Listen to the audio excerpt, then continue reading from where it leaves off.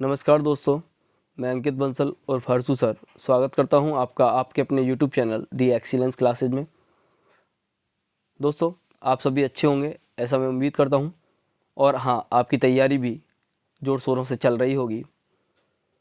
तैयारी में कोई कमी नहीं बरतनी है, हमें पूरी ताकत लगा देनी है और हमें ये सोच कर तैयारी करनी है कि इस बार हमें सिलेक्शन लेना ही लेना है, ना केवल यूपी टेट में अपितु सुपर टेट क्वालिफाई करके टीचर बनना ही बनना है। तो हम आपके साथ मेहनत कर ही रहे हैं और आप भी अपने साथ मेहनत कर ही रहे होंगे। तो आपके साथ मेहनत करने की कड़ी में हम आपके लिए लेकर आए हैं क्वेश्चनों की एक और सीरीज को, जिसमें आज 50 क्वेश्चन होने वाले हैं और आगामी वीडियो के माध्यम से हम लगभग आपको 250 क्वेश्चन सीडीपी के देने वाले हैं। और उम्मीद नहीं ऐसी उम्मीद ही नहीं, ऐसा विश्वास है कि आपके एग्ज़ाम में आने वाले 30 क्वेश्चन इन क्वेश्चनों के अंदर ही आपको मिल जाएंगे। और ऐसे ही लगभग 250 क्वेश्चनों की ईवीएस की सीरीज भी हम आपके लिए लेकर आने वाले हैं। आपकी 250 क्वेश्चनों की सीरीज हम आपके लिए लेके आने वाले हैं ईवीएस के लिए। जो मैंने आपकी 20-25 क्वेश्चनों की लास्ट पहली वाली सीरीज डाली है, उसमें से अभी हाल ही में एक एग्ज़ाम हुआ नेट जेआरएफ का, उसमें ही 4 से 5 क्वेश्चन मिल गए हैं। तो बहुत ही इम्पोर्टेंट क्वेश्चनों को मैं आपके सामने लेकर आ रहा हूँ। आपके लिए एक प्रैक्टिस सीरीज तैयार करने के लिए बहुत घंटे खर्च करने पड़ते हैं, तब जाकर वो कुछ क्वेश्चन तैयार हो पाते हैं। तो क्वेश्चन सीरीज को, क्लास को पूरा देखें और पूरा देखने के बाद उस पर चिंतन करें, देखें कि आपके क्वेश्चन कितने ठीक थे, आपके विचार, आपके सोचने का तरीका साइकोलॉजी के साथ कैसा जा रहा है। तो दोस्तों, वीडियो स्टार्ट करने से पहले मैं आपसे बस इतना बोलना चाहूँगा कि चैनल को सब्सक्राइब ज़रूर कर लें। और हाँ, वीडियो ख़त्म होने के बाद, पूरी होने के बाद, अगर वीडियो आपको वाकई में अच्छी लगती है, आपको लगता है कि हाँ, ये क्वेश्चन हमारे एग्ज़ाम के लिए बहुत ही उपयोगी सिद्ध होने वाले हैं, आपको लगता है कि हमने आपके साथ मेहनत करने का प्रयास किया है, हम आपको समझाते वक्त अपनी पूरी ताकत लगा रहे हैं, हम क्वेश्चन लेकर आते वक्त पूरी ताकत लगा रहे हैं। मैं यूट्यूब पर अभी नया हूँ, बहुत पुराना नहीं, बहुत बड़ा एक्सपीरियंस नहीं, लेकिन हाँ, पढ़ाने के क्षेत्र में करीब 10 साल का एक्सपीरियंस लेकर मैं आपके साथ मेहनत कर रहा हूँ। ऑनलाइन अभी आया हूँ आपके सामने, लेकिन मेरे स्टूडेंट जानते हैं जो मुझसे ऑफलाइन पढ़ते हैं। तो हम आपके लिए बहुत मेहनत कर रहे हैं। तो वीडियो आपको वाकई में अच्छी लगे तो वीडियो को लाइक करना बिल्कुल ना भूलें और हाँ, शेयर भी ज़रूर कर दें। तो आइए दोस्तों, वीडियो को स्टार्ट करते हैं। आपकी डिस्प्ले पर पहला क्वेश्चन दिख रहा होगा कि बाल मनोविज्ञान के आधार पर कौन सा कथन सर्वोत्तम है। यानी कि ये कहना चाह रहा है कि चाइल्ड साइकोलॉजी के आधार पर इनमें से सबसे बेस्ट स्टेटमेंट कौन सा है। तो पहला है, सारे बच्चे एक जैसे होते। भैया बिल्कुल गलत है, सारे बच्चे एक जैसे तो हो ही नहीं सकते। आपके एनसीएफ में इस बात को बोला गया कि प्रत्येक बच्चा क्या है, प्रत्येक बच्चा अपनी क्षमता लेकर पैदा होता है और टीचर का कर्तव्य है कि वो उस बच्चे को वो अवसर प्रदान करे जिन अवसरों के माध्यम से वो अपनी क्षमताओं को प्रदर्शित कर सके। तो सारे बच्चे एक जैसे तो नहीं हो सकते। अब अगला देखता हूं, कुछ बच्चे विशिष्ट होते हैं। भैया कुछ बच्चे नहीं, एनसीएफ तो कहता है कि सभी बच्चे विशिष्ट होते हैं, यानी कि हर बच्चा अपनी क्षमता लेकर पैदा होता है। प्रत्येक बच्चे को, टीचर को करना क्या है, एनसीएफ क्या कहता है, एनसीएफ कहता है कि शिक्षक को सिर्फ क्या देना है, एनवायरनमेंट देना है, वातावरण देना है, ऐसे सरकमस्टांसेस देना है, उन सरकमस्टांसेजों में बच्चा अपनी काबिलियत का प्रदर्शन कर सके। यानी कि मेरा पर्सनली मानना है कि जो बच्चा है, बच्चे की काबिलियत उसकी कॉपी के लास्ट वाले पेज पर होती है। यानी कि उस लास्ट वाले पेज पर वो जो ड्राइंग कर रहा है या कुछ भी बनाने का, जो भी बनाने का, जो भी लिखने का प्रयास कर रहा है। तो भारतीय समाज में जहाँ हम बच्चों पर क्या प्रेशर करते हैं कि मेरा बेटा इंजीनियर बनेगा। 3 इडियट मूवी हमने देखी, बच्चा क्या, आर माधवन ने जिसका रोल किया, तो उसमें क्या था, बच्चा पैदा हुआ है, पिताजी बोले बेटा बनेगा इंजीनियर। अब बेटा जब बड़ा हुआ, बट बेटे को समझ में आया कि उसे इंजीनियर नहीं फोटोग्राफर बनना, पिताजी कह रहे नहीं, आपको इंजीनियर बनना पड़ेगा। तो जबरदस्ती हो तो रही है, लेकिन जैसी मौका मिला वो छोड़कर चला गया, क्योंकि उसके अंदर अपनी एक काबिलियत थी। तो इसी तरह से प्रत्येक बच्चे के अंदर क्या होती है, अपनी क्षमता, अपनी विशिष्टता होती है। जैसे एक मूवी आई तारे जमी पर, तारे जमी पर मूवी आई, तो उसमें जो बच्चा है, वो बच्चा अंकों को नहीं समझ पाता, उसकी समझ में ही नहीं आते भाई। तो क्या इसका मतलब वो योग्य नहीं, क्या उसके अंदर कुछ करने की क्षमता नहीं,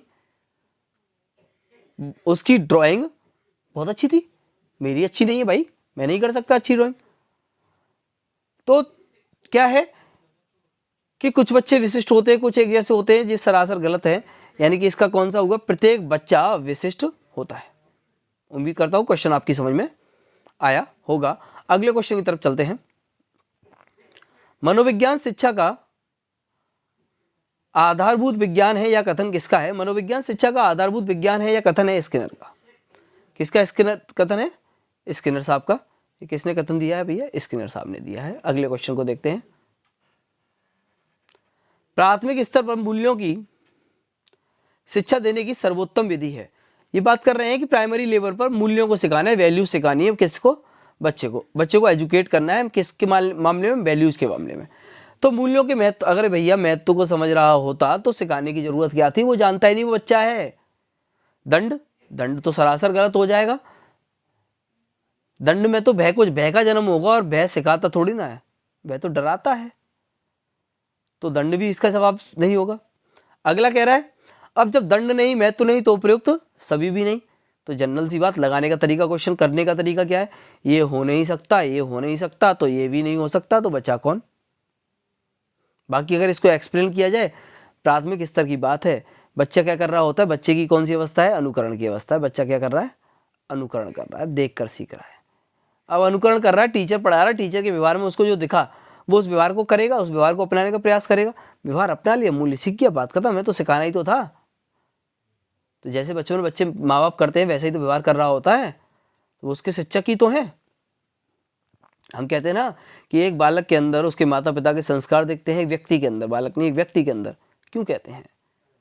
क्योंकि उनके माता पिता ने जैसा व्यवहार किया था, वो वैसा ही तो व्यवहार कर रहा है।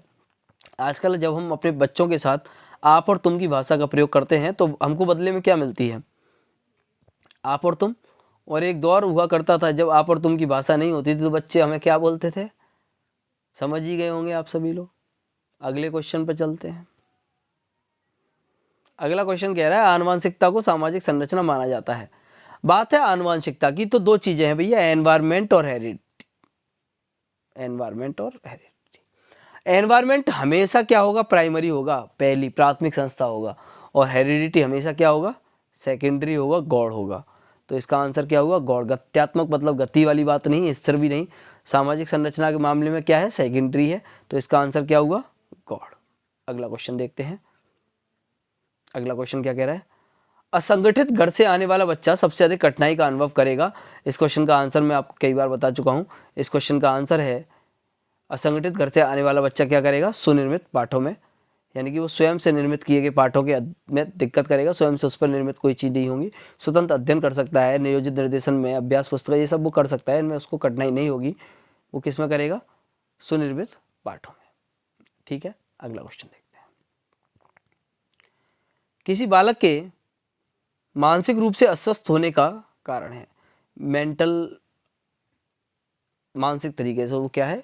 फिट नहीं है, मेंटल अनफिट होने की बात कर रहे हैं। तो मेंटल अनफिट होने के लिए परिवार का वातावरण, अब मैं परिवार के वातावरण बताता हूँ। परिवार में गृह कलेश हो रहे हैं, दिक्कतें हो रही हैं, लड़ाई झगड़े देख रहे हैं, आपसी विवाद देख रहे हैं, तो बच्चे की मानसिकता क्या हो जाएगी? बच्चे की मानसिकता भी तो वही हो जाएगी।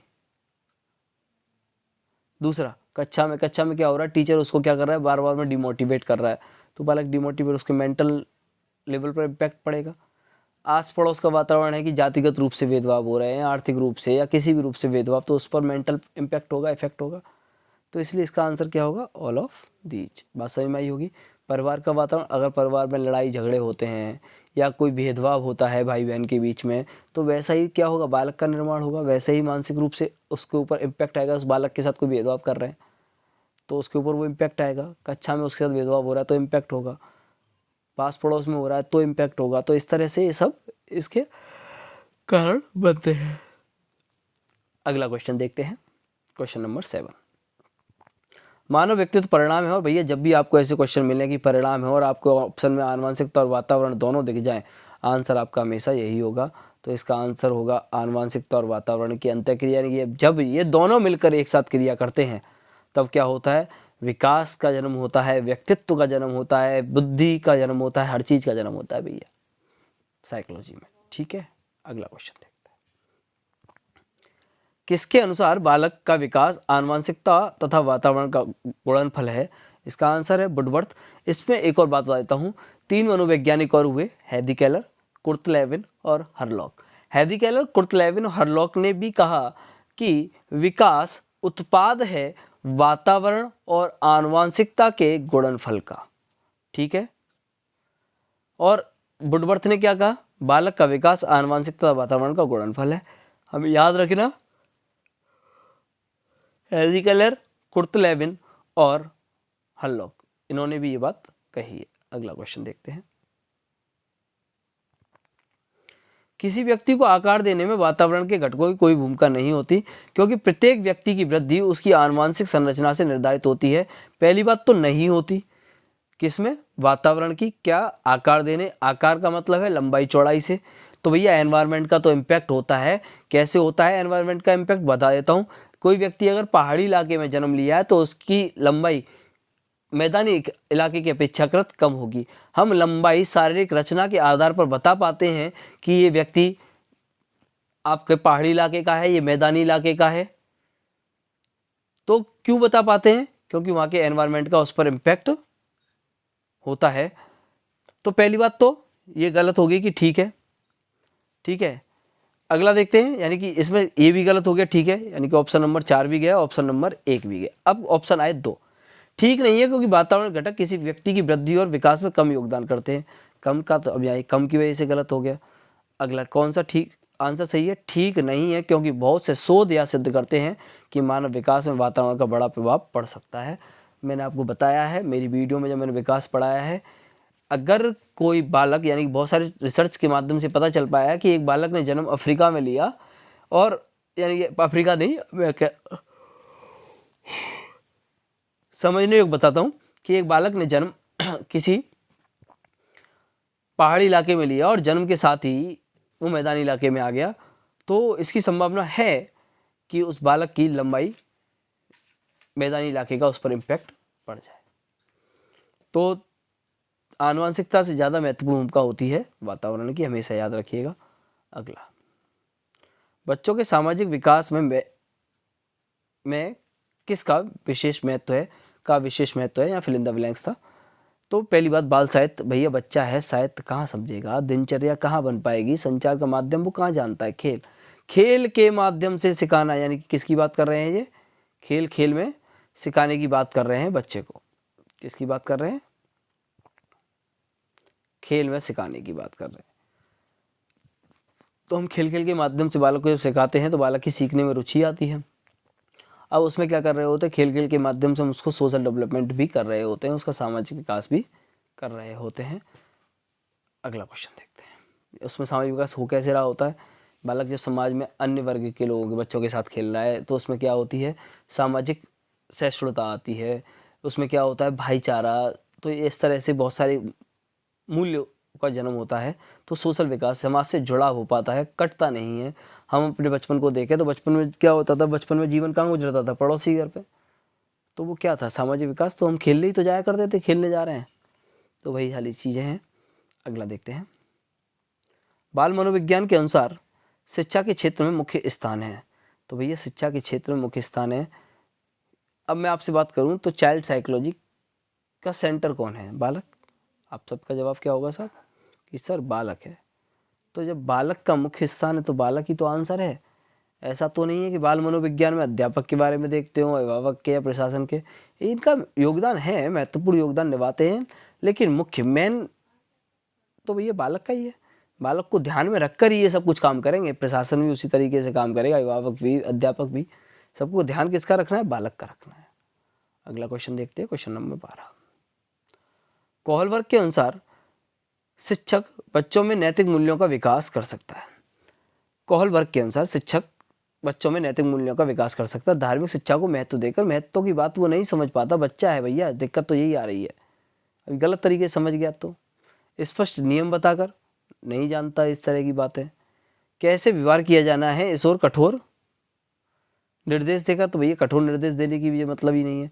अब बात आई नैतिक मूल्यों पर आधारित चर्चाओं में शामिल करके, यानी कि हम उसे वैसे सरकमस्टांसेज में रख दें तो उस माहौल में जब वो आएगा, चीज़ों को समझेगा, करके सीखेगा, तो ज़्यादा सीखेगा ना।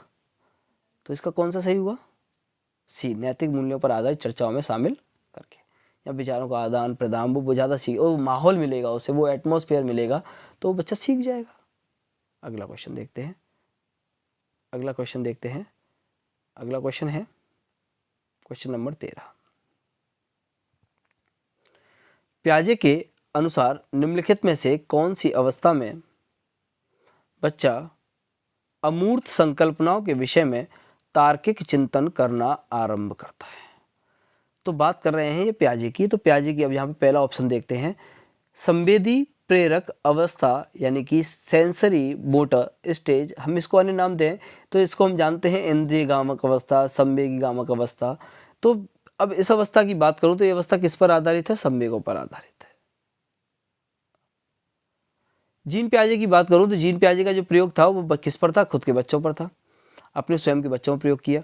इस अवस्था में जो प्रयोग है उस प्रयोग का नाम है गेंद और कंबल प्रयोग। क्या नाम है? गेंद और कंबल प्रयोग। गेंद और कंबल प्रयोग।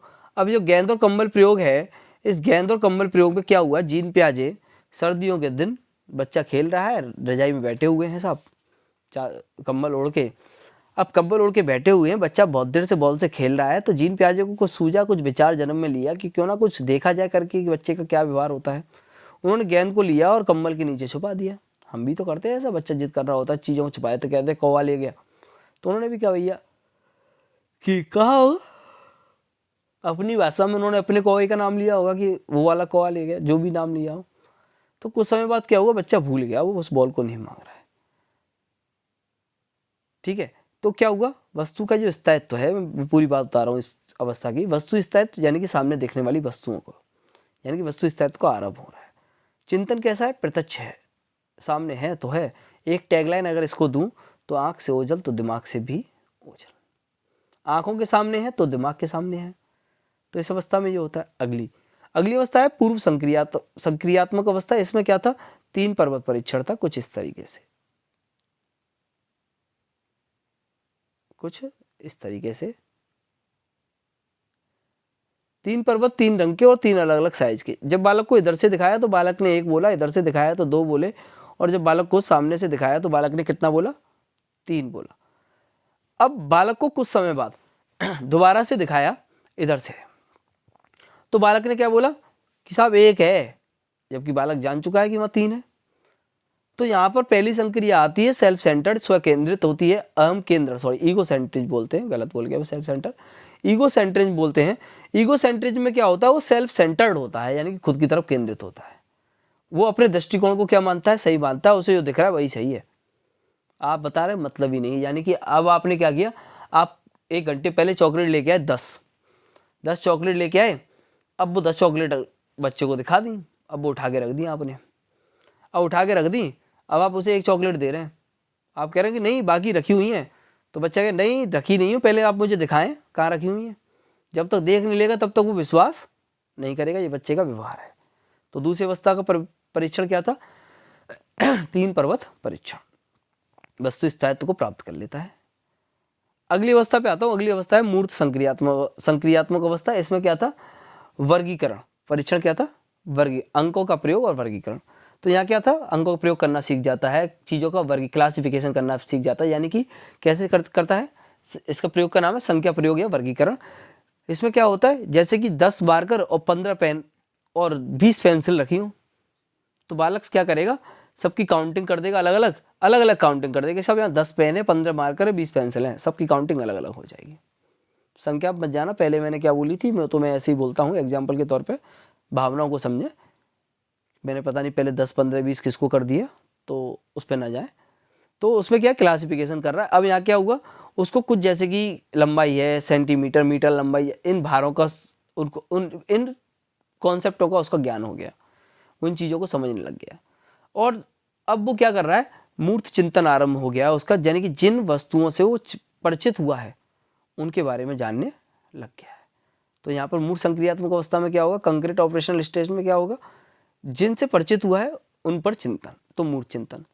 अगली है औपचारिक संक्रियात्मक अवस्था, फॉर्मल ऑपरेशनल स्टेज। इस फॉर्मल ऑपरेशनल स्टेज में क्या होता है बच्चे, पहली बात तो इस स्टेज में क्या है, पहली बात तो इस स्टेज का जो प्रयोग है, प्रयोग आपको कोई ना बताया होगा, बहुत सारे लोग पढ़ा रहे हैं, बहुत सारे लोग ऑफलाइन ऑनलाइन भी पढ़ा रहे हैं, लेकिन इनके प्रयोगों के बारे में कोई बात नहीं करता। तो और ये प्रयोग बहुत महत्वपूर्ण है। इनका प्रयोग था लोलक परीक्षण, पेंडुलम टेस्ट था। जैसे घड़ी की सुई, घड़ी के नीचे एक पेंडुलम लटका रहता है, उसकी अगर धागे की लंबाई बढ़ा दे तो मिनट में दूरी बढ़ जाएगी, तो चक्कर कम लेगा। तो बच्चे से ऐसे पूछा गया उन्होंने कि भैया बेटा ये पेंडुलम है, तो उन्होंने पूछा कि एक बात बता बेटा कि अगर इस पेंडुलम की जो ये धागा है इसकी लंबाई में बढ़ा दूं तो ये क्या होगा, इसमें चक्कर कम हो जाएंगे ज़्यादा होंगे। तो बेटे ने बोला कि साहब कम हो जाएंगे। तो उन्होंने कैसे कम हो जाएंगे जरा बता, समझा मैं। तो बच्चा बोला कि जब आप लंबाई बढ़ा रहे हैं तो दूरी बढ़ जाएगी, अब जब डिस्टेंस ज़्यादा तय करेगा तो भाई चक्कर कम हो जाएंगे, समय अधिक लगेगा, 1 मिनट में उतने चक्कर नहीं लेगा। तो उन्होंने अच्छा, तो उन्होंने कहा कि अगर इसमें वेट बढ़ा दूं तो क्या होगा, लंबाई यही रहने दूं, उन्होंने वेट बढ़ा दोगे तो उसे अब चक्कर लेने में समय अधिक लगेगा। आपकी पीठ पर बोझा लाद दिया जाए और आपसे कहा जाए कि दौड़ो, तो आप बिना बोझ के जो दौड़ोगे उतना पीठ के बोझ के साथ तो नहीं दौड़ोगे। तो इस तरह से उन्होंने इस प्रयोग को किया और इस आधार पर उन्होंने बताया कि जब बालक इस अवस्था में आता है तो क्या होता है, बालक के पास अमूर्त चिंतन आरंभ हो जाता है। तो अमूर्त तार्किक चिंतन, वो तर्क कर पाता है, ना केवल अमूर्त, बल्कि उसने क्या किया, ना केवल अमूर्त चिंतन किया बल्कि क्या किया, वो धागे की लंबाई बढ़ाई नहीं गई है, उसने विचार रखा बल्कि तर्क भी दिया। तो इसका आंसर कौन सा होगा, डी, औपचारिक संक्रियात्मक अवस्था। उम्मीद करता हूं कि जीन प्याजे की ये थोड़ी सी बातें मैंने आपको यहाँ बताई हैं वो समझ में आई होंगी। बाकी आप मेरी वीडियो के माध्यम से चीज़ों को देख सकते हैं, बहुत महत्वपूर्ण है, संक्रियाओं के माध्यम से समझाया गया है। अगले क्वेश्चन की तरफ बढ़ते हैं। अगला क्वेश्चन क्या कह रहा है देखते हैं। भाई साहब मजा आ गया, अगला क्वेश्चन बड़ा बड़ा प्यारा सा क्वेश्चन है। आवश्यकता का पदानुक्रम सिद्धांत किसके द्वारा प्रतिपादित किया गया। तो आवश्यकता नीड, पदानुक्रम में बात कर रहे हैं कौन, मैसूर साहब। मैसूर साहब ने कितनी तरह की आवश्यकता बताई, 5 शारीरिक आवश्यकता जिसे आप कायिक आवश्यकता बोलते हैं, फिर सुरक्षा की बात की इन्होंने, फिर इन्होंने बात की संबंधों की, फिर बात की उपलब्धि की, और फिर क्या किया, आत्म अनुभूति की बात की। और ये कैसे चला, नीचे से ऊपर। पहली क्या है, कायिक अवस्था आवश्यकता, दूसरी क्या है सुरक्षा, तीसरी क्या है संबंध, चौथी उपलब्धि, और 5वीं स्व अनुभूति, आत्म अनुभूति, स्वयं यथार्थीकरण। ठीक है, तो मैस्लो साहब ने आवश्यकता के पदानुक्रम को व्यवस्थित किया, नीचे से ऊपर 5 बताए। अगर कोई दिक्कत है आपको आवश्यकता पदानुक्रम में तो कमेंट बॉक्स के माध्यम से आप मुझे बता सकते हैं। बाकी कमेंट बॉक्स टेलीग्राम के लिए मैं आपको लिंक दे चुका हूं, तो किसी भी तरीके से आप हमें बता सकते हैं। हम टेलीग्राम पर दी एक्सीलेंस क्लासेस के नाम से मौजूद हैं। हमारा फेसबुक पेज भी है दी एक्सीलेंस क्लासेस के नाम से, आप वहाँ भी हमसे जुड़ सकते हैं। कॉन्टैक्ट नंबर मैं आपको बहुत बार दे चुका हूँ, फेसबुक पेज पर भी आपको मेरा कॉन्टैक्ट नंबर मिल जाएगा, व्हाट्सअप नंबर है, आप उसके माध्यम से हमसे जुड़ सकते हैं। आप वीडियो के कमेंट बॉक्स के माध्यम से हम तक अपनी बात रख सकते हैं। तो बहुत सारे माध्यम है आपके हम तक जुड़ने के लिए। आप क्लास को मतलब आपको ये फील ना हो कि ये ऑनलाइन चल रही है, कनेक्टिविटी नहीं हो रही, टीचर स्टूडेंट के बीच में कम्युनिकेशन गैप हो रहा, नहीं, वो नहीं चाहिए हमें। आप हमें किसी माध्यम से बताएं, मैं आपके जवाब को जैसे ही मैं अपनी क्लासों से फ्री होऊंगा, ऑफलाइन क्लासों से, मैं आपके जवाब को अपने अन्य कामों से पहले आपके जवाब को प्राथमिकता दूंगा। तो यकीन मानिए, आप में से जिन स्टूडेंट ने मुझसे आज पूछा होगा कभी भी, मैंने उन स्टूडेंटों को उनके प्रश्नों के जवाब दिए होंगे। तो आप अपनी समस्याओं को मुझ तक पहुंचा सकते हैं। अगले क्वेश्चन की तरफ बढ़ते हैं। सिद्धांत रूप में रचनावाद, यानी बात कर रहे हैं कि सिद्धांत के रूप में रचनावाद क्या है। सिद्धांत रूप में रचनावाद, यहाँ क्वेश्चन देखते हैं, अनुकरण की भूमिका पर केंद्र। अगला कह रहा है दुनिया के बारे में अपना दृष्टिकोण निर्मित करने में शिक्षार्थी की भूमिका पर बल देना। रचना, क्रिएटिविटी की बात कर रहे हैं, क्रिएशन की बात कर रहे हैं सिद्धांत के रूप में। सूचना को याद करने और पुनः स्मरण द्वारा जांच करने बल देता है। शिक्षक की प्रभावशाली भूमिका, बिल्कुल गलत, बिल्कुल गलत। और अनुकरण की भूमिका नहीं। ये क्या है, सबसे अच्छा क्या लगा इसमें, ये वाला कैसे हुआ, दुनिया के बारे में अपना दृष्टिकोण निर्मित करने में शिक्षार्थी की भूमिका पर, यानी कि हम कैसा हमको क्रिएट करना है, कुछ क्रिएशन करना है। तो कैसा क्रिएशन, जिससे कि वो दुनिया के बारे में कुछ दृष्टिकोण, कुछ विचार निर्मित कर पाए। तो इसका कौन सा सही हुआ, ऑप्शन नंबर बी। अगला क्वेश्चन देखते हैं। निम्न में से कौन सा बच्चे सामाजिक मनोवैज्ञानिक आवश्यकताओं निम्न में से कौन सा बच्चे की सामाजिक मनोवैज्ञानिक आवश्यकताओं के साथ संबद्ध नहीं है?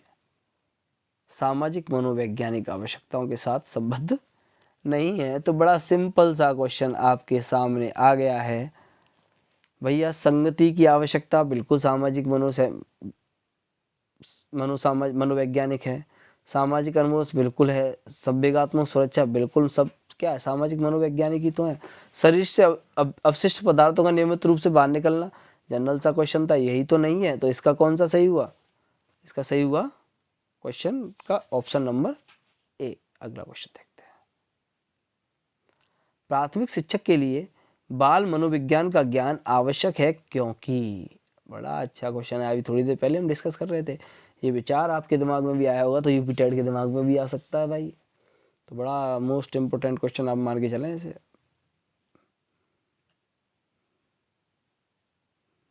अगर ये आप सोच सकते हैं तो यूपी टेट भी तो सोच सकता है, आपका कमीशन भी तो सोच सकता है कि प्राथमिक शिक्षक के लिए बाल मनोविज्ञान का ज्ञान, यानी कि इस विषय को पढ़ने की जरूरत क्या है, या बच्चों को अनुशासित बनाए रखने में सहायता करता है नहीं यार। परिणाम में उन्नति होती है नहीं भाई। या बच्चों के व्यवहार को समझने में शिक्षक की सहायता करता है। और एक ऑप्शन है आपके पास, यह बच्चों को अभिप्रेत करने के लिए सुविधाजनक तरीका बन जाता है। अब सुविधाजनक तरीका तो बाल मनोविज्ञान होता है, लेकिन बाल मनोविज्ञान शिक्षक के लिए आवश्यक क्यों है? तो शिक्षक की सहायता करता है बच्चों के व्यवहार को समझने में। कई बार मैं आपको बता चुका हूँ इस बात को कि बाल मनोविज्ञान का ज्ञान क्यों आवश्यक है टीचर को। कि जब आप अपने विद्यालय में जाएंगे तो आपके मन में ये विचार कई बार आया होगा कि भैया हम थॉर्नडाइक को क्यों पढ़ रहे हैं, ये स्टिमुलस रेस्पॉन्स थ्योरी का हमारे जीवन में क्या है, ये स्किनर का क्रिया प्रतिशोध RS थ्योरी हम क्यों पढ़ रहे हैं, हम एडविन गुथरी की नियरेस्ट थ्योरी क्यों पढ़ रहे हैं, हम बंडुरा का सामाजिक अधगम सिद्धांत क्यों पढ़ रहे हैं, हम टॉलमैन हॉजिक की थ्योरी को पढ़ रहे हैं, चिन गैस्टोल सिद्धांत, हम क्लार्क हल के पुनर्वरण को क्यों जान रहे हैं, डायमंड रिडक्शन थ्योरी को क्यों जान रहे हैं, क्लासिकल थ्योरी को क्यों जान रहे हैं, प्रतिस्थापन सिद्धांत के क्यों जान रहे हैं, यानी कि इतनी सारी चीज़ों को हम पढ़ क्यों रहे हैं, ये विचार क्यों आया होगा। तो हम इन चीज़ों को इसलिए पढ़ रहे हैं, इसलिए पेडागोजी महत्वपूर्ण हो जाती है। आपसे हमेशा बार बार मैंने अपनी क्लासों में बोला है कि पेडागोजी बड़ी महत्वपूर्ण है। ये एग्जाम्पल जो मैं आपको देता हूँ ये बहुत ही महत्वपूर्ण सिद्ध होने वाला, यही तो होती है पेडागोजी। पेडागोजी यही तो है कि किस तरीके से आप चीज़ों को सोच पा रहे हैं। तो जब आप कल टीचर बन के जाएंगे तो आपको ये सब चीज़ें अप्लाई करनी होंगी अपने टीचिंग मेथड्स में, क्योंकि आपको क्या करना है, स्टूडेंट की सहायता करनी है उसके ज्ञान के निर्माण में। तो बाल मनोविज्ञान का ज्ञान इसलिए आवश्यक है बच्चे के व्यवहार को समझ पाएं। कि बच्चा बोल नहीं पा रहा, अपनी बात नहीं रख पा रहा, तो आप समझ पाएंगे ये क्यों नहीं कर पा रहा। अचानक से बच्चा कोई शांत हो गया, बड़ा एक्टिव था, और अचानक से क्या हुआ, वो शांत हो गया।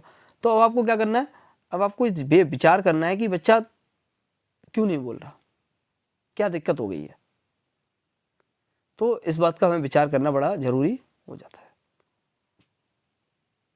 तो इसके लिए क्या है, यह बच्चों के व्यवहार को समझने के लिए शिक्षक की सहायता करता है। अगले क्वेश्चन की तरफ बढ़ते हैं। क्वेश्चन नंबर 18, आधुनिक मनोविज्ञान का अर्थ है। तो मैंने आधुनिक मनोविज्ञान ओरिजिन ऑफ साइकोलॉजी को बताया है। ओरिजिन ऑफ साइकोलॉजी का एक क्रम है, स्टार्ट होती है आत्मा से, फिर मन पे जाती है, और फिर चेतना, और अंत में क्या होता है, व्यवहार। वुडवर्थ कहते भी हैं कि मनोविज्ञान ने सबसे पहले अपनी आत्मा को छोड़ा, आत्मा को त्यागा, मन मस्तिष्क को छोड़ा, चेतना को खोया, और व्यवहार को अपना लिया। तो इस तरह से आधुनिक मनोविज्ञान जो है वो किसका अध्ययन करती है, व्यवहार का अध्ययन करती है। वीडियो आप देख सकते हैं, वीडियो में मैंने पूरी तरह से ओरिजिन ऑफ साइकोलॉजी को एक्सप्लेन किया है। अगला क्वेश्चन देखते हैं। बाल केंद्रित शिक्षा शास्त्र का अर्थ है। बाल केंद्रित शिक्षा शास्त्र का अर्थ है कक्षा में सारी बातें सीखने के लिए शिक्षक का आगे होना। बिल्कुल नहीं साहब, बाल केंद्रित है तो शिक्षक आगे क्या होगा करके। शिक्षक द्वारा बच्चों को आदेश देना, क्या मतलब फिर बाल केंद्रित का। बच्चों के अनुभवों और उनकी आवाज़ को प्रमुखता देना। एक और नीचे वाला पढ़ लेते। निर्धारित सूचना का अनुसरण करने में बच्चों को सक्षम बनाना। बिल्कुल बात गलत, बच्चों के अनुभवों और उनकी आवाज़ को प्रमुखता देना, यही तो है बाल केंद्र। जब हमेशा कौन होगा, स्टूडेंट केंद्र में होगा। बात समझ में आ रही है या नहीं? कोई दिक्कत हो तो आप हमसे पूछ सकते हैं। क्वेश्चन ने क्या कहा? क्वेश्चन ने कहा कि, एक बार और देख लेते हैं क्वेश्चन को। बाल केंद्रित शिक्षा का अर्थ है, बाल केंद्रित शिक्षा की बात ये क्वेश्चन कर रहा है। तो यहाँ पर कौन केंद्र में है? बालक केंद्र में है।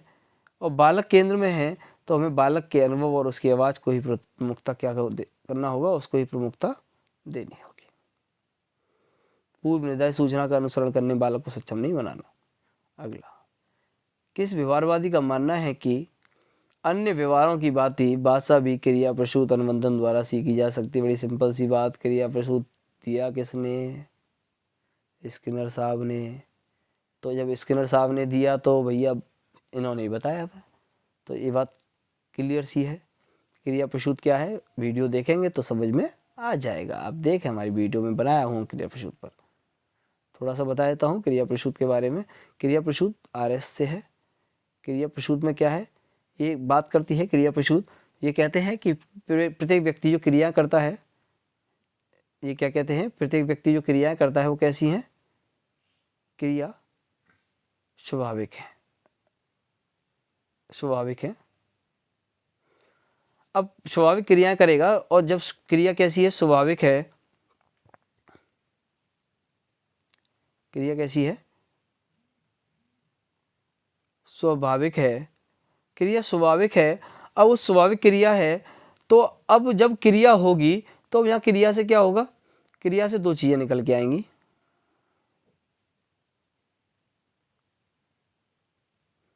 पॉजिटिव और नेगेटिव। तो ये जो पॉजिटिवनेस है ये काम करेगी उस क्रिया के किसके, दोहराव के, यानी कि किसका काम करेगी, स्टिमुलस का। इसलिए हम इसको क्या बोलते थे, रेस्पॉन्स स्टिमुलस थ्योरी। ठीक है, तो इसी तरह से भाषा की विकास की बात कर रहे हैं इसमें स्किनर। तो इसके लिए आपको स्किनर देखना पड़ेगा वीडियो के माध्यम से, हमारी वीडियो देखनी पड़ेगी। तो उम्मीद करता हूँ कि यहाँ तक थोड़ा बहुत मैंने आपको बताने का प्रयास किया है। तो बात करिए प्रशुद्ध स्किनर से, इसलिए इसका आंसर स्किनर है। अगला क्वेश्चन देखते हैं। शिक्षा मनोविज्ञान की उत्पत्ति का वर्ष माना जाता है? शिक्षा मनोविज्ञान की उत्पत्ति का वर्ष माना जाता है कि, यानी कि किस वर्ष में शिक्षा मनोविज्ञान की उत्पत्ति हुई? तो एजुकेशन साइकोलॉजी की उत्पत्ति हुई 1920।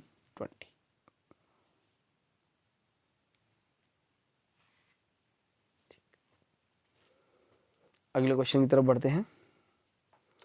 घटना और वस्तुओं के बारे में एक बच्चा तार्किक रूप से सोच सकता है। पियाजे के चरणों में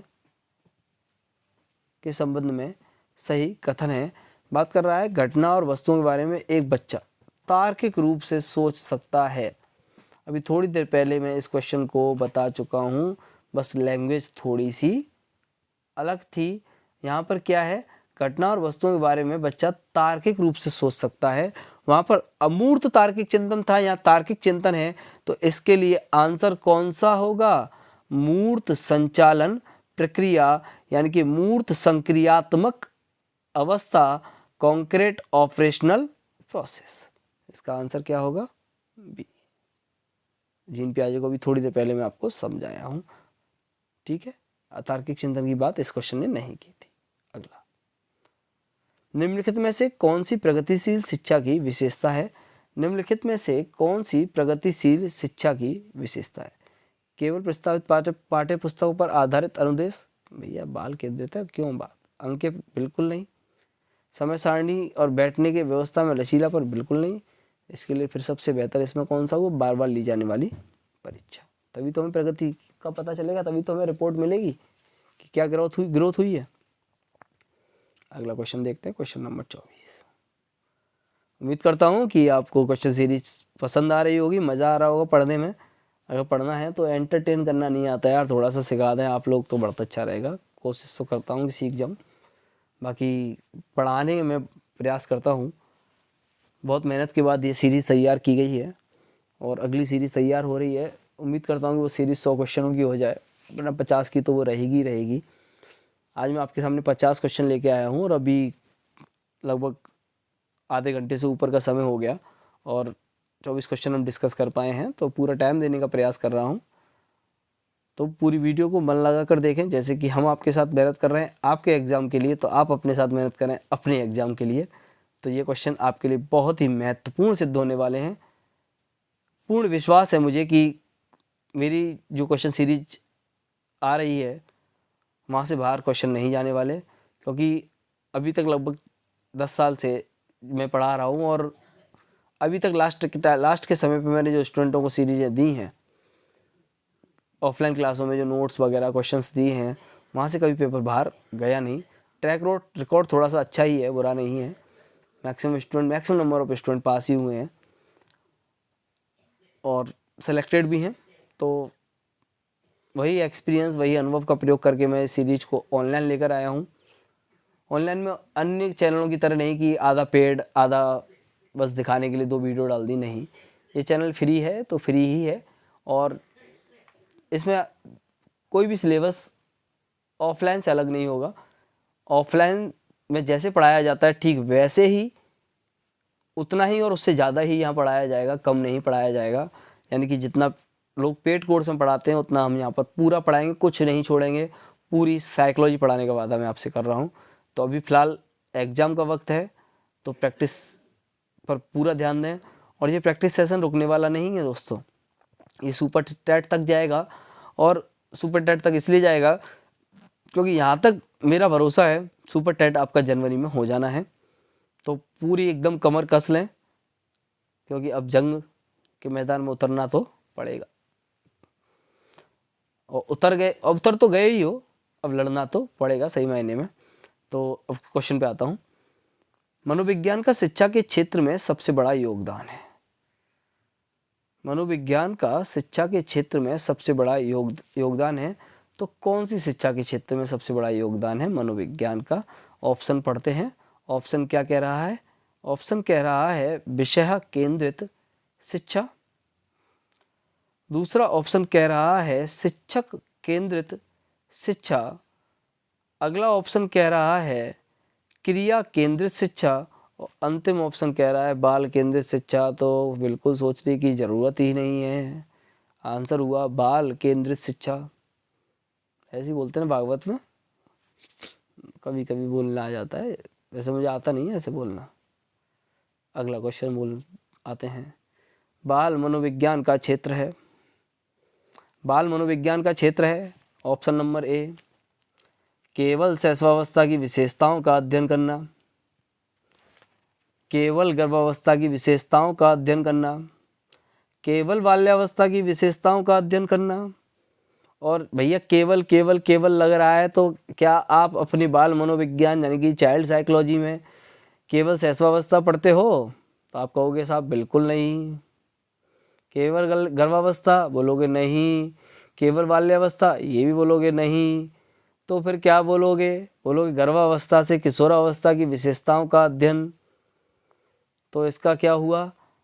बाल मनोविज्ञान का क्षेत्र गर्भावस्था से किशोरावस्था की विशेषताओं का अध्ययन करना। बात समझ में आई? बड़ा सिंपल सी सब्जेक्ट है बाल मनोविज्ञान। अगला क्वेश्चन देखते हैं।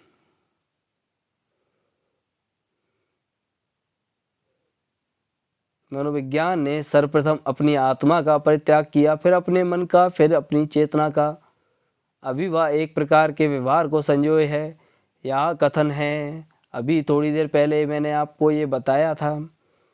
तो इसका आंसर क्या हुआ? इसका आंसर हुआ वुडवर्थ।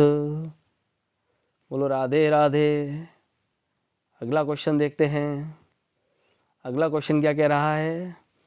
अगला क्वेश्चन कह रहा है अपने छात्रों से कि देखो छात्रों, लॉरेंस कोहल वर्ग के सिद्धांत में कौन सा स्थान नैतिकता की अनुपस्थिति को सही अर्थ में सूचित करता है? लॉरेंस कोहल वर्ग के सिद्धांत में कौन सा स्थान नैतिकता की अनुपस्थिति को सही अर्थ में सूचित करता है? तो लॉरेंस कोहल वर्ग ने नैतिकता के कितने स्तर दिए? कोहल वर्ग साहब ने 3 स्तर दिए, तो 4 वाले को तो काट दीजिए, क्योंकि स्तर था pre conventional level, conventional level और पोस्ट कन्वेंशनल लेवल। तो 3 यानी कि 4 वाले को काटना पड़ेगा।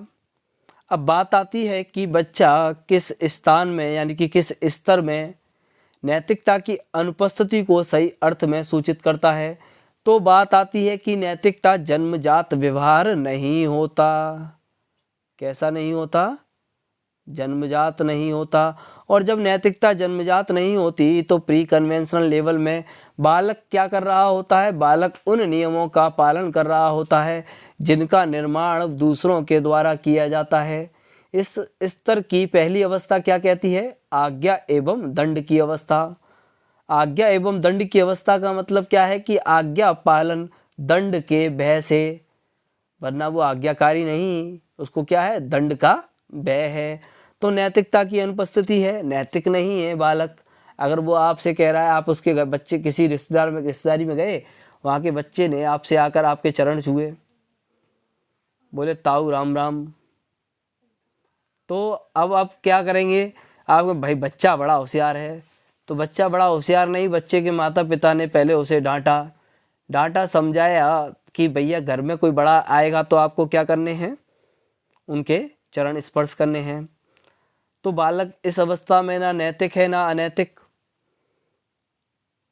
बालक सिर्फ बालक है। तो इसलिए कौन सा स्तर हुआ? स्तर नंबर 1। स्तर नंबर 1 इसका सही जवाब है। अगले क्वेश्चन की तरफ बढ़ते हैं। क्वेश्चन नंबर 28 क्या कहता है? किसके अनुसार बालक का विकास आनुवांशिकता तथा वातावरण का गुणनफल है? क्वेश्चन नंबर 28 क्या कह रहा है? क्वेश्चन नंबर 28 कह रहा है, पूछ रहा है हमसे कि किसके अनुसार बालक का विकास आनुवांशिकता। अभी थोड़ी देर पहले ये क्वेश्चन रिपीट हो गया है, माफ़ी चाहूँगा आप सभी लोगों से। आंसर बता चुका हूँ, इसका आंसर तब भी वुडवर्थ था, अब भी वुडवर्थ होगा, आंसर थोड़ी ना बदल जाएगा। आगे बढ़ते हैं।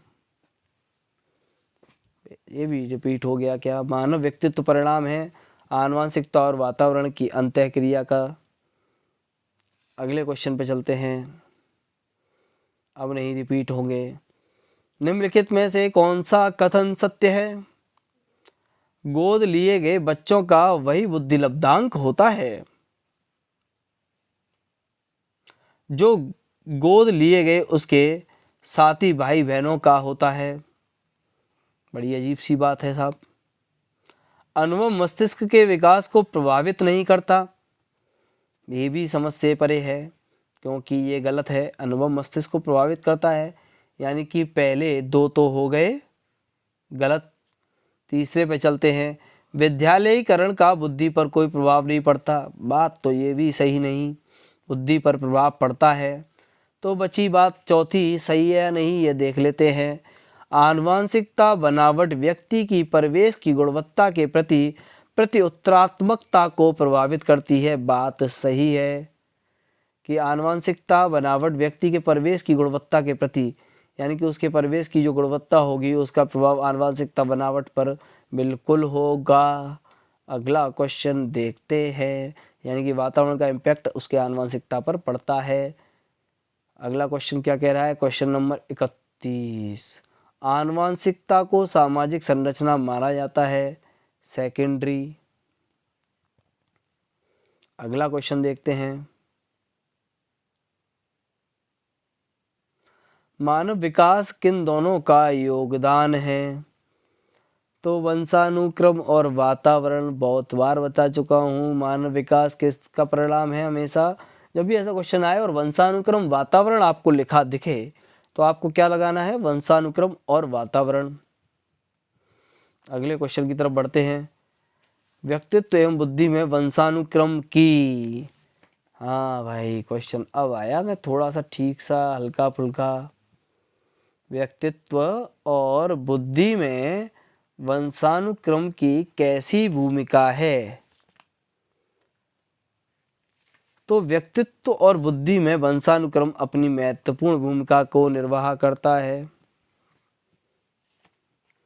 ठीक है, अच्छी भूमिका है। बुद्धि पर वंशानुक्रम का बहुत प्रभाव होता है। बहुत सारे थिंकरों ने माना, साइकोलॉजिस्टों ने माना कि आनुवांशिकता का, यानी कि आनुवांशिकता का बुद्धि पर लगभग 60 से 70% प्रभाव होता है। अगला क्वेश्चन देखते हैं 34। असंगठित घर से आने वाला बच्चा सबसे अधिक कठिनाई का अनुभव करेगा सुनिर्मित पाठों में। किसी बालक के मानसिक रूप से अस्वस्थ होने का कारण इनमें से सभी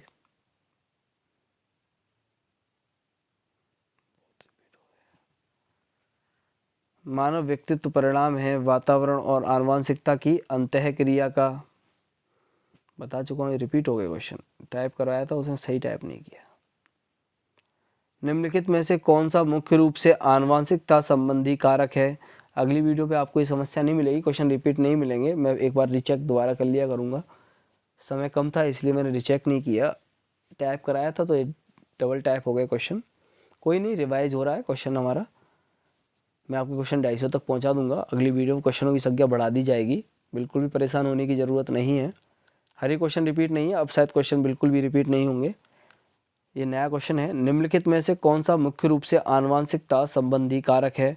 तो आनुवंशिकता संबंधी कारक की बात कर रहे हैं तो चिंतन पैटर्न आनुवंशिकता संबंधी नहीं होता।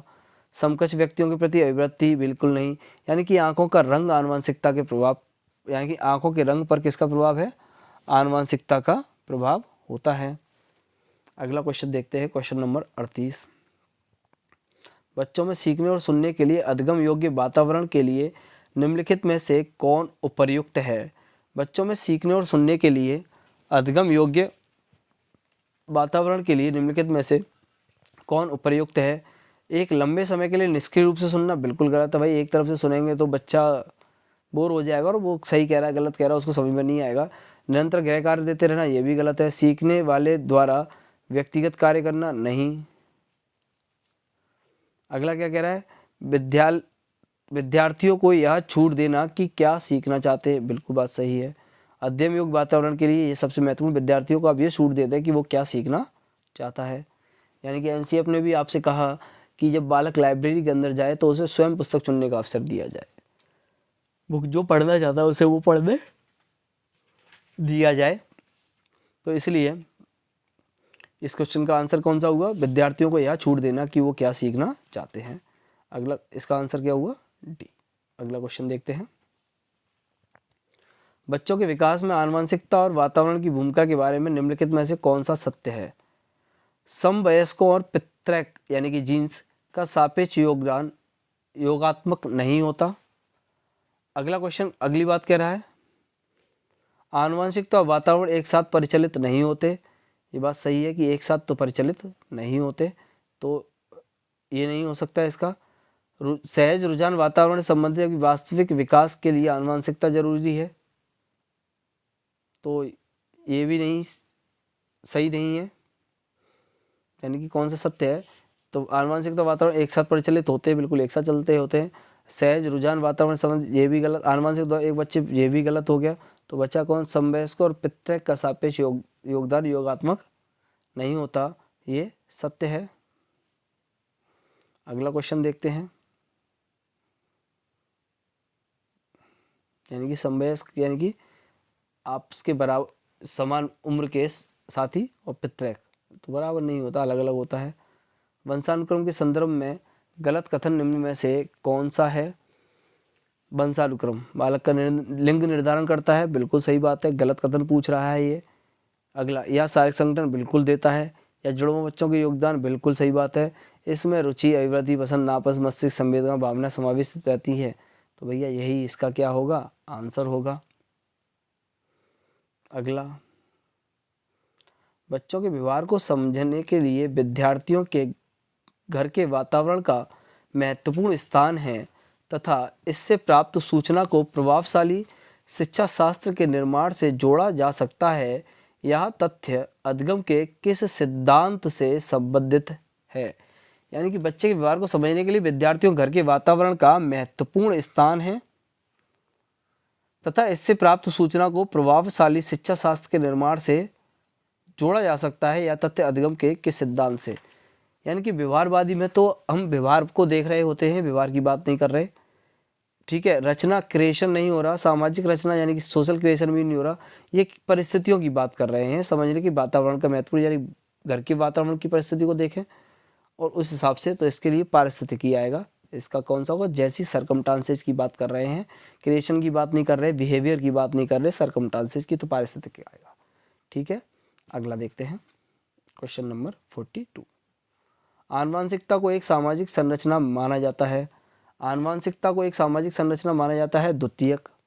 ये क्वेश्चन कई बार कई तरीके से आ गया है, तो इस क्वेश्चन को ज़रा सीरियस होकर आप रखें, क्योंकि ये क्वेश्चन बहुत बार पूछा गया है, अलग अलग जगह से मैंने क्वेश्चनों को उठाया है और तब मैंने दिया, तो अब ये क्वेश्चन दूसरी तरह की लैंग्वेज में आया है, तो बड़ा इंपॉर्टेंट क्वेश्चन दिख रहा है। अगला क्वेश्चन देखें। आरबी कैटेल की तरल बुद्धि तुल्य है। आरबी कैटेल ने आपको सिद्धांत दिया तरल एवं ठोस बुद्धि का। ठीक है, अब तरल एवं ठोस बुद्धि का उनका जो सिद्धांत था, उसमें उन्होंने बताया कि तरल बुद्धि जो है वो कैसी है? आनुवांशिक है, वंशानुगत है, और ठोस जो है वो अर्जित की गई है, तो ये कैसी है? वंशानुगत है। ठीक है, तो कैटल का बुद्धि सिद्धांत वीडियो के माध्यम से आप देख पाएंगे। तो इन्होंने क्या बताया, तो थोड़ा सा बताता हूँ। ये कैसी है कैटल की तरल बुद्धि? ये जन्मजात है, जो समय के साथ कम होती जाएगी, और जो ठोस बुद्धि है वो अर्जित किए गए कौशल हैं, वो समय के साथ कम नहीं होती, स्थिर रहती है। ठीक है, अगली बात करते हैं। मनुष्य की बुद्धि आगे पीढ़ियों में संक्रमित होती है, फिल इन द ब्लैंक्स, का कार्य इस जन्म जात योग्यता के विकास के लिए उपयुक्त परिस्थितियों का निर्माण करना है। मनुष्य की बुद्धि आगे पीढ़ियों में संक्रमित होती है, तो किसका कार्य इस जन्मजात योग्यता के विकास के लिए उपयुक्त परिस्थितियों का निर्माण करना है? तो भैया ये सब ज्योग्राफिकल कंडीशन तो बात काम करेगी नहीं, एनवायरमेंट, वातावरण, सब आ गया इसमें, सोशल, ज्योग्राफिकल, सब तरह का वातावरण यहाँ पर समाहित हो गया। तो इसका कौन सा हुआ? सी। अगला क्वेश्चन देखते हैं, क्वेश्चन नंबर 45। निम्नलिखित में से कौन सा कथन सही नहीं है?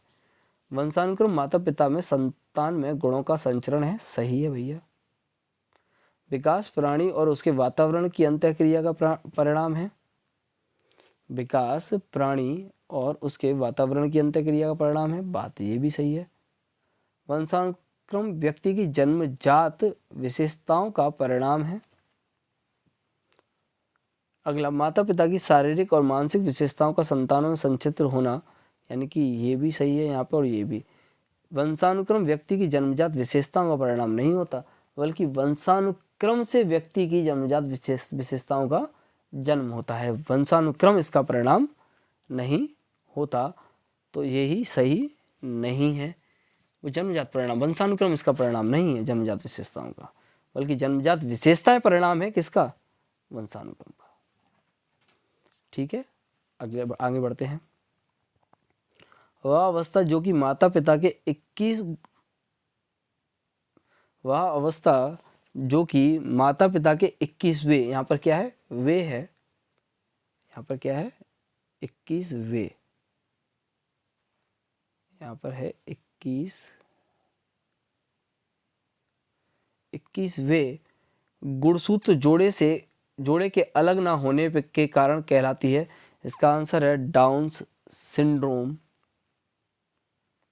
अगला क्वेश्चन, वातावरण में वह बाहरी शक्ति जो हमें प्रभावित करती है, वातावरण वह बाहरी शक्ति है जो हमें प्रभावित करती है, किसने कहा था? ये बात कही साहब मिस्टर रॉस महोदय ने।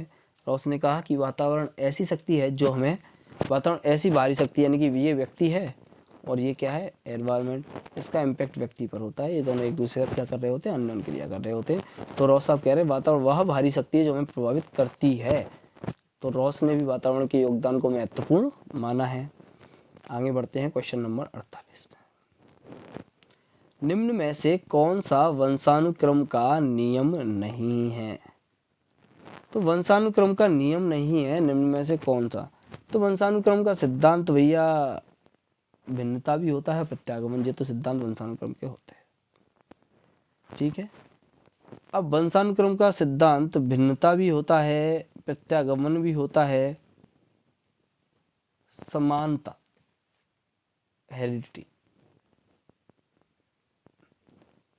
हेरिडिटी का नियम समानता। तो वंशानुक्रम में एक समानता तो होती है कि वंशानुक्रम जो वाहक हैं उसके जीन्स हैं, माता पिता से मिलेगा, तो ये सब समानता है, सबके साथ है वंशानुक्रम। जो पीढ़ी दर पीढ़ी चलेगा, समान तरीका है उसका, जीन्स उसके वाहक होंगे, गुणसूत्रों के माध्यम से इतने गुणसूत्र होंगे, तो ये समानता भी यहाँ पर होती है। अभिप्रेरणा नहीं, अभिप्रेरणा नहीं होती। यानी कि समानता से आप समझ रहे होंगे इस वाली बात से कि वंशानुक्रम का एक क्रम है। वंशानुक्रम के लिए क्या महत्वपूर्ण है? जीन्स। सब में है, किसी के अन्य किसी भी मानव के अंदर ऐसा तो नहीं किसी के अंदर जीन्स की है कुछ और हो।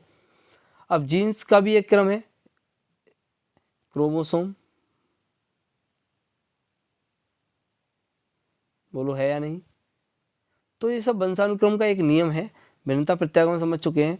अभिप्रेरण इसका आंसर होगा क्वेश्चन नंबर 49। जन्मजात व्यक्तिक गुणों का योगफल है। जन्मजात व्यक्तिक गुणों का योगफल है। जन्मजात व्यक्तिक गुणों की बात कर रहे हैं, व्यक्तिगत गुणों के योगफल की बात कर रहे हैं, तो वंशानुक्रम जन्मजात व्यक्तिक गुणों का योगफल है। यानी कि जो जन्मजात व्यक्तिक गुण है वो क्या है? वंशानुक्रम है। ठीक है, आगे बढ़ते हैं। क्वेश्चन नंबर 50, बड़ा आसान सा क्वेश्चन है। सामान्य पुरुष में XY गुणसूत्र होते हैं, जबकि सामान्य महिला में XX गुणसूत्र होते हैं। भैया बात गुणसूत्रों की है, तो गुणसूत्र मानव शरीर में कितने जोड़े? 23। ठीक है, कितने गुणसूत्र मानव शरीर में पाए जाते हैं आपके?